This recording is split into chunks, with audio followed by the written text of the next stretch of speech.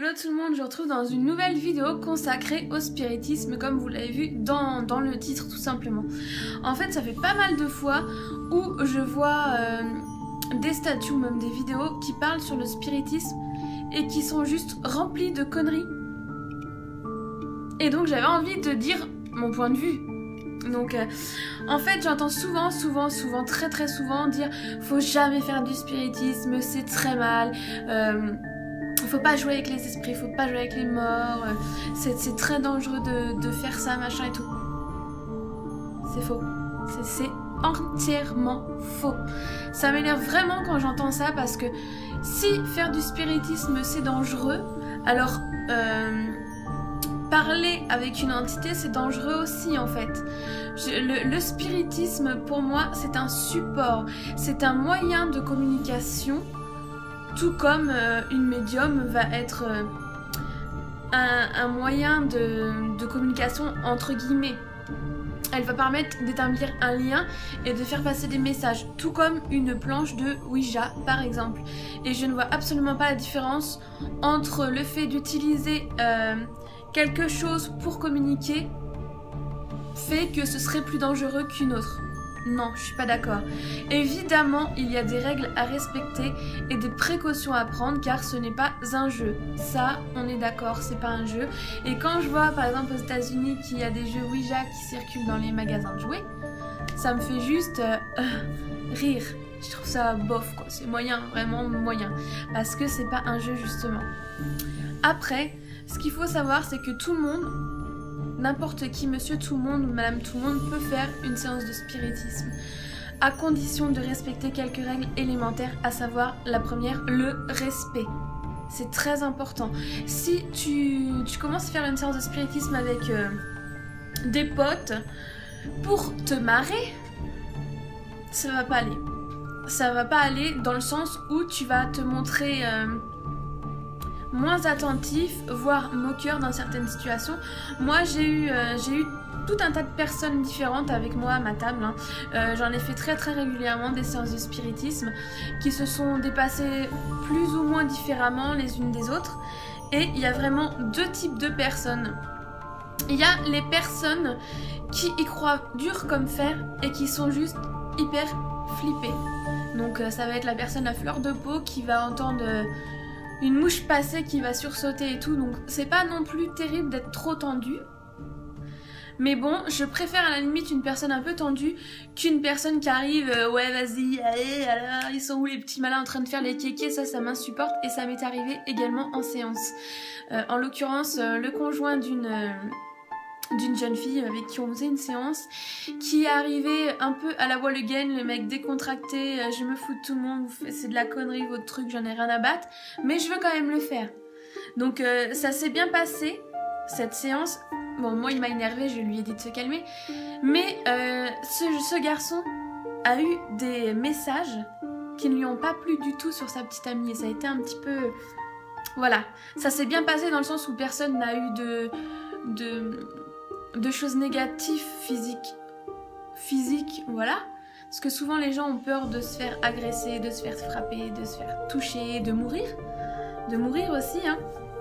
Donc je dirais vraiment la règle numéro 1, c'est le respect. Donc ça commence par ne pas rire niaisement. Alors attention parce que ça peut arriver de rire nerveusement. Donc il faut faire la différence aussi, il y a des gens qui sont vraiment très stressés et qui...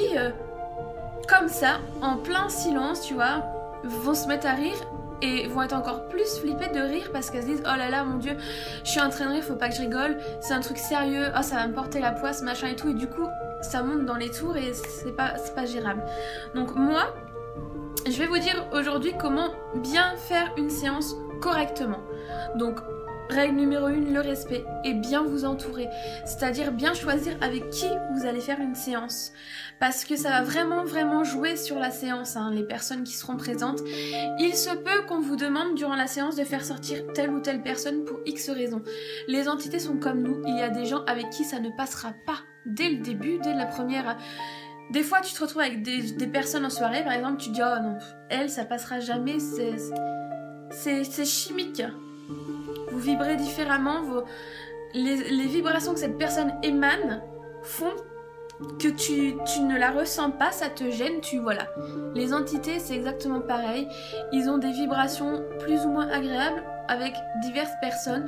Et quand ils rencontrent une personne qui les dérange, souvent, ils leur demandent gentiment de sortir. Moi-même, ça m'est arrivé, alors que c'est moi, entre guillemets, qui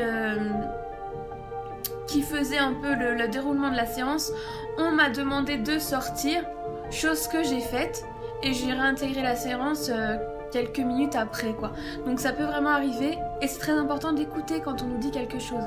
Alors évidemment, si tu tombes sur un petit plaisantin qui va te dire s'il te plaît va te couper la main, tu le fais pas. Hein. Les esprits, c'est vraiment comme nous. Il y en a de très très taquins qui se jouent de nous, mais gentiment on va dire. Il y en a, ils vont faire des petites blagues, des petites vannes comme s'ils étaient présents physiquement avec nous.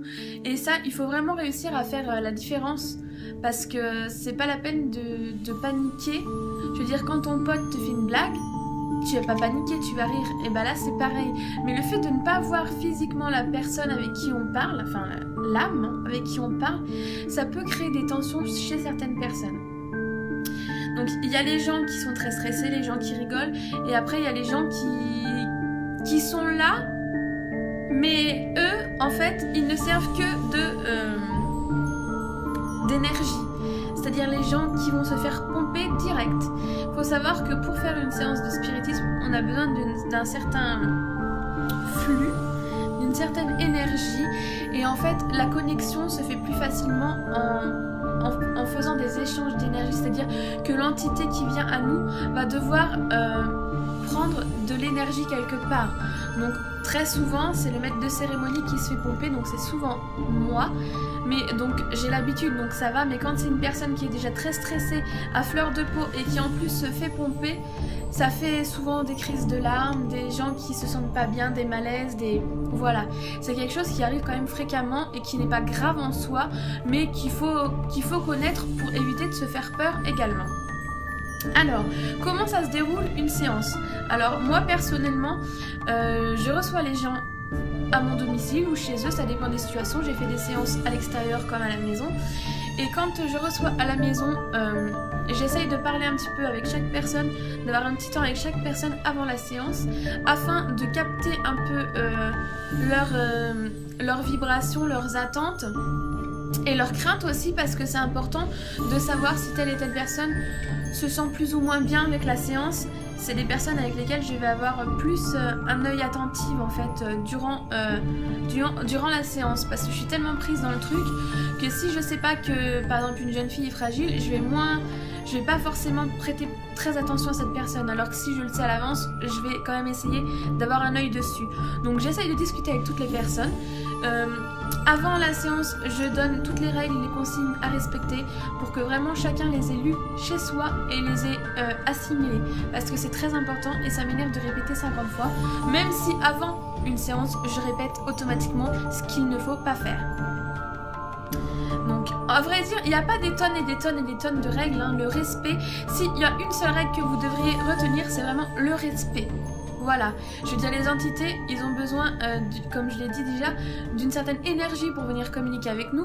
Et si quand ils parviennent à établir un lien, il y a quelqu'un qui se met à pouffer de rire, ça fait pas plaisir et ça donne qu'une envie, c'est de se casser. Et c'est pareil pour les vivants. Donc vraiment, le respect.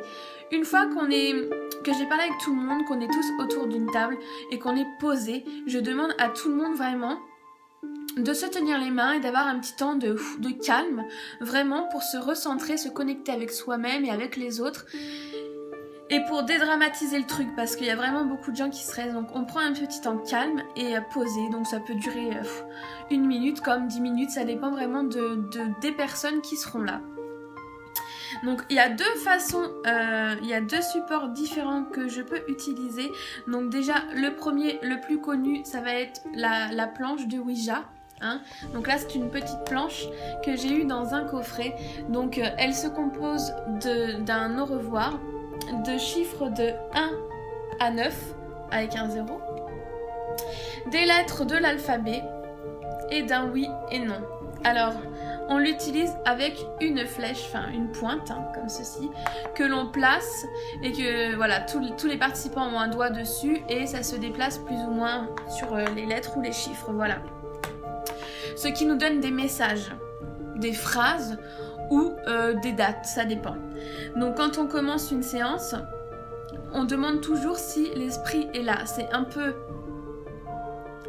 pas bête parce que s'il te répond c'est qu'il est là, mais c'est, on va dire, comme ça que j'aime démarrer moi mes séances. Donc la planche, je l'utilise en petit comité, généralement pas plus de 4 parce qu'après ça devient compliqué avec la pointe. Et ce que j'utilise le plus couramment quand on est plusieurs, c'est-à-dire au-delà de 4, c'est ceci. Et vous allez me dire mais qu'est-ce que c'est? Tout simplement c'est un jeu que j'ai fait. Voilà, avec les lettres, voilà, les lettres de l'alphabet sur des cartes. Hein. Donc j'ai toutes les lettres de l'alphabet que j'ai écrites sur des cartes vierges, qu'on peut trouver dans les magasins ésotérisme. Et après j'ai les numéros, pareil, que j'ai notés sur des cartes. Avec le point d'interrogation, le oui, le au revoir et le non. Tout simplement parce que quand on est beaucoup et qu'on a une grande table, c'est difficile d'être tous penchés sur une planche de Ouija et ce n'est vraiment pas pratique du tout. Donc ce que je fais quand j'ai beaucoup de participants, enfin beaucoup, on n'est pas 40 non plus, au-delà de 4, on va dire entre 4 et 8 par exemple, je place mes lettres tout autour de la table, ce qui permet en fait que tout le monde puisse avoir un mouvement plus facile et de ne pas se gêner les uns entre les autres, parce que si on est 8 et qu'on est obligé de se mettre à 4 pas sur la table, c'est vraiment pas pratique du tout. Donc vous connaissez les deux moyens que moi j'utilise en séance de spiritisme. Donc on démarre en demandant si l'esprit est là. J'aime quand je fais ma séance commencer et que tous les autres suivent chacun leur tour. Genre, esprit, es-tu là? Tu attends un petit peu, la personne à ma gauche pose la question, ainsi de suite jusqu'à temps qu'on retourne sur moi et jusqu'à temps qu'on ait un contact. Alors un contact c'est quoi? J'utilise un verre, d'ailleurs j'en ai pas pris aujourd'hui. On utilise un verre qu'on chauffe avec un briquet tout simplement pour qu'il soit plus accueillant, plus chaleureux et pour réussir à faire passer mieux les fluides énergétiques. Voilà, on chauffe le verre, on le retourne au centre de la table ou sur une planche si tu n'as pas de pointe. Tu poses chacun un doigt sur le verre, alors on n'appuie pas comme des bourrins jusqu'à temps qu'on ait le bout du doigt rouge ou blanc, tu vois, ça ne sert strictement à rien. Le verre, tu le touches pour avoir un contact, pas pour appuyer ni pour pousser, juste pour avoir un contact. Alors, on pose chacun la question, une fois que le contact est là, on se laisse guider. C'est-à-dire qu'on observe. Alors j'essaye toujours d'avoir quelqu'un, un script on va dire, quelqu'un qui ne participe pas, c'est-à-dire qui ne met pas son doigt sur le verre mais qui est à côté, à table avec nous et qui note tout ce qui sort de la séance. Ça peut être une lettre, un chiffre, un nom, un oui, il note tout. Parce que quand tu es pris dans une séance, les séances elles peuvent durer 10 minutes comme 2 heures. Il y a des choses que tu oublies, donc c'est très important, soit de filmer, soit d'avoir quelqu'un qui note. Généralement, noter c'est très bien. Donc après tu peux poser des questions, est-ce que tu as un message pour une personne en particulier, tu attends la réponse, etc. Et très souvent, c'est pour quelqu'un évidemment qui est présent. Parce que les gens qui font des séances de spiritisme, ils sont souvent en attente de quelque chose, en attente ou en manque d'une personne, et c'est des personnes qui ont envie d'avoir un contact avec leur défunt. Ça me pique le nez, je suis désolée. Qui ont envie d'avoir un contact avec leur défunt. Ça peut être assez désarmant quand on a affaire à quelqu'un qu'on connaît et que cette personne nous dit des choses personnelles, des choses que seuls nous pouvons connaître à la table en l'occurrence. Et très souvent, ça aboutit en larmes. Alors des larmes de joie parce qu'on se dit, enfin, je dis on, pour parler des personnes qui sont autour avec moi de la table, souvent on se dit, finalement, le petit doute que j'avais, il s'envole parce que personne ne peut savoir ça. Et quelque part, ça rassure parce qu'on se dit que c'est pas la fin. La mort, c'est pas la fin. Moi, j'aime bien dire que la mort n'existe pas. La mort n'existe pas parce que il y a la vie, il y a des périodes de transition, de repos, et il y a à nouveau la vie. En fait, la mort, l'âme existe toujours, donc on parle d'une mort physique du corps, mais il n'y a pas de mort en soi, une âme existera toujours, on sera toujours quelque part, on ne sera jamais rien en fait. Et les gens qui font des séances de spiritisme, souvent ils se rassurent sur la mort, ça peut vraiment aider à faire un deuil d'une personne, même si évidemment le manque est toujours là, mais ça aide énormément, ça rassure, ça soulage et ça facilite vraiment le deuil. Et vraiment, s'il y a bien quelque chose que je peux recommander à quelqu'un qui est en besoin et en attente de messages, de signes, c'est de tenter l'expérience avec des personnes de confiance et avec des personnes respectueuses, ça ne pourra que vous aider. Attention, beaucoup de personnes s'en amusent et c'est là où ça peut être dangereux. Le spiritisme n'est pas dangereux à la base. Mais si vraiment tu te retrouves avec une bande de rigolos qui ne font que rire, dire des gros mots, insulter, ça arrive fréquemment, et bien là tu peux te retrouver dans des situations un peu difficiles parce qu'il arrive un moment, voilà quoi. On a le retour du bâton et ça peut faire très mal. Donc bien s'entourer. Alors c'est bien aussi...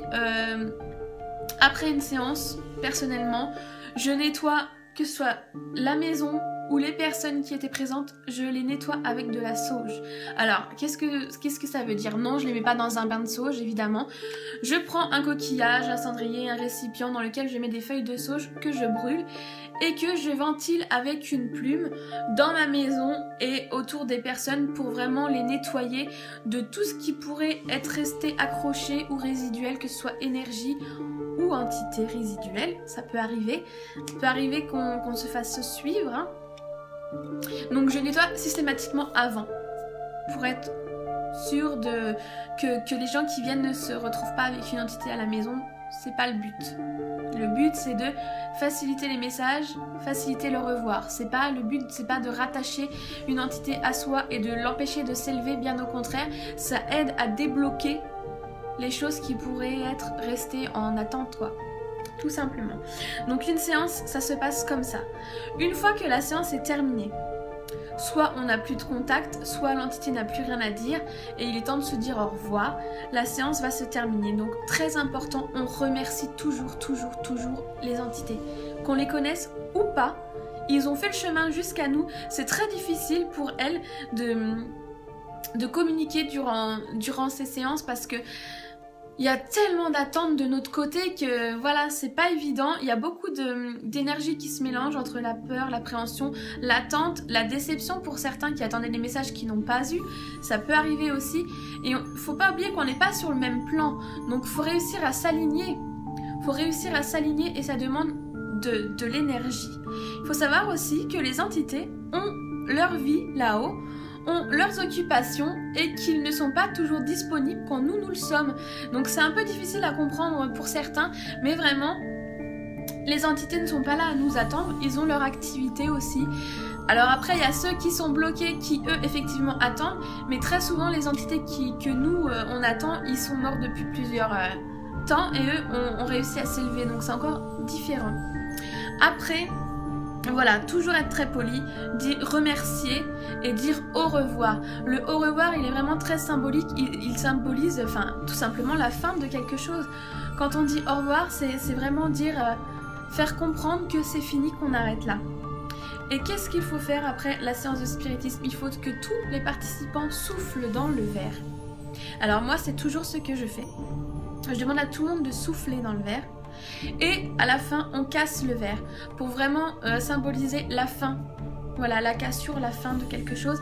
Et pour éviter que l'entité suive quelqu'un. Donc voilà pour les grandes règles de séances de spiritisme. Alors je sais déjà que je vais avoir des rétracteurs qui vont me dire « Oui, tu dis n'importe quoi, tu incites les gens à le faire, machin. » Oui, si quelqu'un a besoin, si quelqu'un n'arrive pas à faire son deuil, si quelqu'un est dans une peine, dans une attente de ça, bien sûr qu'il faut le faire. Parce que votre peine, quand vous perdez quelqu'un, votre peine à vous, empêche la personne de s'élever et d'évoluer de l'autre côté. Si par exemple je meurs demain et je vois mon fils malheureux comme les pierres pendant des mois et des mois, bien sûr que je vais pas avoir envie de dire bon allez maintenant moi faut que je fasse mon chemin. Je vais être attachée à cette vie qui n'est plus la mienne sur terre et je vais me dire non je peux pas le laisser mais ça servira à rien. Lui sera triste et moi je serai pas mieux non plus. Donc c'est vraiment important de se détacher des êtres qu'on aime, qu'on a perdus. Il faut un temps plus ou moins long selon les personnes, c'est ce qu'on appelle le deuil, hein. Mais c'est important et c'est nécessaire de se séparer. Et quelquefois le spiritisme ça peut aider les personnes qui ont des difficultés à faire leur deuil. Et vraiment, moi, je recommande le spiritisme dans ces cas.